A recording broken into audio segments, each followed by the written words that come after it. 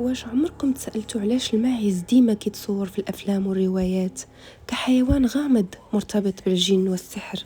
علاش بالضبط الماعز وماشي حيوان آخر؟ في الخيال الشعبي الماعز كيتواجد في الجبال المظلمة والوديان اللي كيسكنها الجن، زيادة أن القرون ديالو عيونه كيعطيو واحد الشكل مخيف شوية، وهادشي خلى الناس يتخيلوه مرتبط بالعالم الخفي. العرب عندهم أسطورة شعبية كتقول أن الجن ممكن يتشبه بالماعز ويختفي وسط القطيع. عند اليونان كاين بان إله الغابات، نصفه إنسان ونصفه ماعز.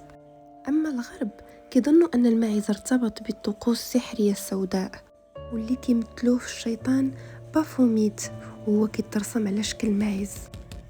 الماعز في الحقيقة مجرد حيوان عادي، ولكن الخيال الشعبي حوله لرمز الغموض.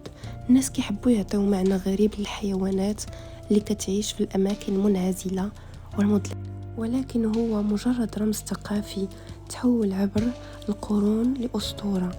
داكشي علاش ملي كنشوفوا الماعز ما كنشوفوش غير حيوان، كنشوفوا باب صغير كيحل لينا على عالم الغيب.